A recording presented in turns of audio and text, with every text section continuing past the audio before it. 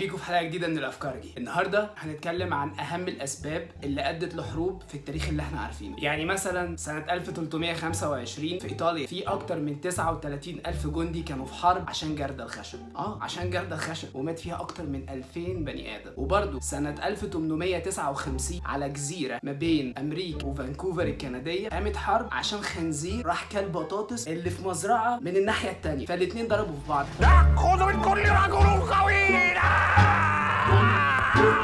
اوعوا ادونا فرصه بقى، ناخذ من كل رجل لعيبه. وبرضه سنة 1925 حصل ان كان في جندي من الجنود اليونانيين على الحدود مع بلغاريا، كان عنده كلب شارع وكان يعني بيعطف عليه وبياكله وكده. ففي مره الكلب طلع يجري، فهو بيجري وراه عدى الحدود راح اتقتل من البلغاريين. فلما قتلوه قامت الحرب ما بين اليونان وما بين بلغاريا. فاديكوا شايفين في اسباب كتيره جدا يعني ممكن تسبب حروب. وبرضه سنه 1601 لغايه سنه 1663 يعني اكتر من 62 سنه كان في حرب اسمها الحرب البرتغاليه الهولنديه، ودي ببساطه شديده جدا كانت عشان توابل.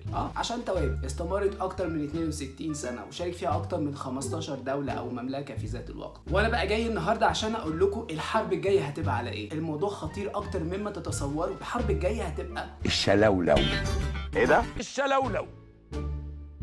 ما هو الشلولو؟ شلولو طبعا على الشلولو، لان الشلولو فيه توم عالي، وده معناه مستوى عالي من الطاقه. بما ان احنا بنتكلم عن الطاقه فحابين ان احنا نقول ان كان في حروب بسيطه جدا يعني في خلال الكام قرن اللي فاتوا بس بسبب الطاقه، زي البترول والغاز، وما زالت قائمه الى هذا التوقيت يعني. وزي ما كان في صراعات بس عشان الطاقه خلال السنين اللي فاتت والقرون اللي فاتت، اكيد في المستقبل هيبقى في صراعات عشان الطاقه. عشان كده النهارده عايزين نشوف هل احنا عندنا حاجه ممكن حد يجي يتخانق معانا عليها عشان ياخدها مننا ولا لا. واول حاجه هنتكلم عنها النهارده في مصر هي الطاقه الكهرومائيه، بمعنى اصح السدود اللي بتولد كهرباء. احنا في مصر عندنا حوالي 5 سدود 2800 ميجا وات. بس عشان نفهم احنا بنعمل ايه بال 2800 ميجا وات او يساووا ايه في العالم بتاعنا الملموس، حوالي 22 مليون برميل بترول من الطاقة الكهرومائية بيطلعوا في السنة. ده رقم مش قليل خالص. عشان نفهم مصر بتنتج حوالي 680,000 أو 683,000 برميل في اليوم. السد زي ما انت شايف في 24 بوابة،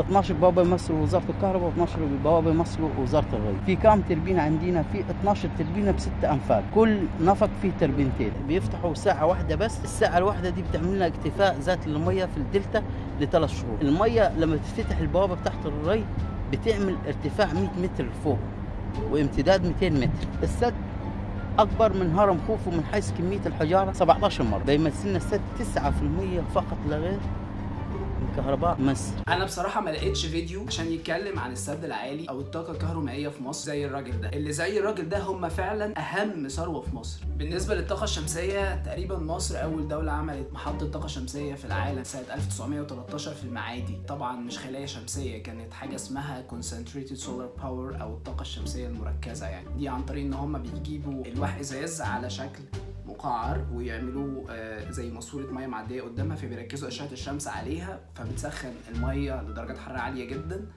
وساعتها تقدر تعمل بخار وتولد كهرباء. بالنسبه للمحطات الطاقه الشمسيه اللي موجوده في مصر، طبعا اكبر سولار بارك او محطه طاقه شمسيه موجوده في العالم بتاعت بنبان اللي في اسوان.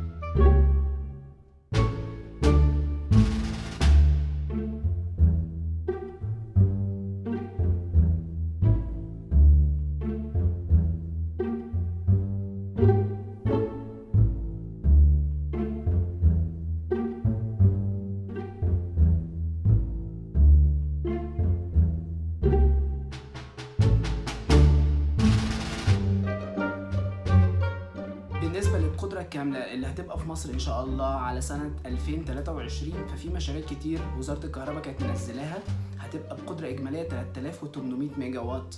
وده رقم برضو مش قليل، ده رقم ضخم جدا. يعني محطه بنبان لوحدها بتطلع حوالي 3.8 تيرا وات ساعه. وعشان نبقى متخيلين مصر بتستهلك 160 تيرا وات ساعه في السنه.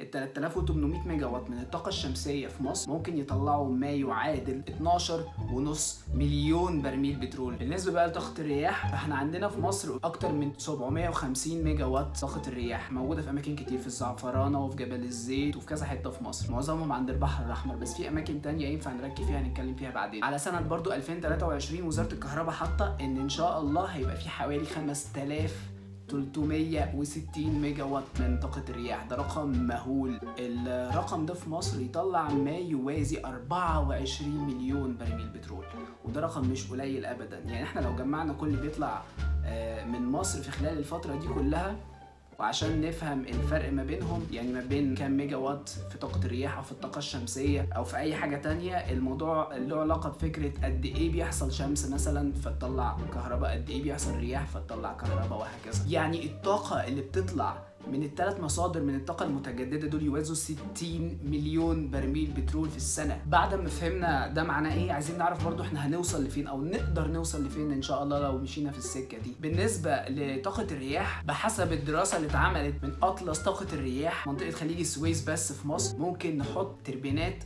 تطلع لنا 20,000 ميجا وات كهرباء، تقريبا 4 مرات اللي هيبقى موجود على 2023 ان شاء الله.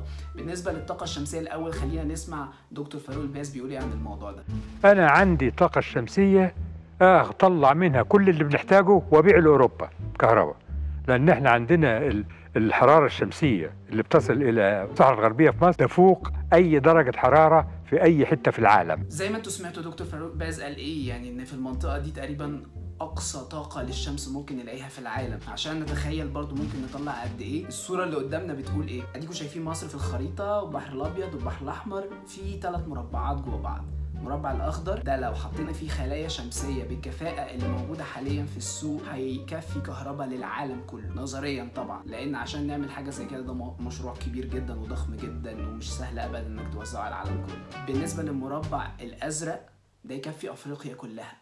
بالنسبه للمربع الاحمر ده يكفي مصر كهرباء كامله على حسب الاستهلاك اللي احنا بنستهلكه النهارده. ده بالنسبه للطاقه الشمسيه، عشان نتخيل بس ان في المستقبل ممكن يبقى في حرب عشان حاجه زي كده. ده كان مثال بسيط للي عندك انت كمصري بس من الطاقه، ممكن يخلي في يوم دول تيجي تحاربك بس عشان انت عندك ده. يا ريت بقى نتعلم ازاي نستفيد من الموضوع ده ونحافظ عليه ونكبره، ويا ريت تشاركونا بالافكار اللي عندكم في الكومنتات، ازاي نوظف امكانياتنا دي وغيرها من الامكانيات عشان نخلي بلدنا احسن. اشوفكم الحلقه الجايه.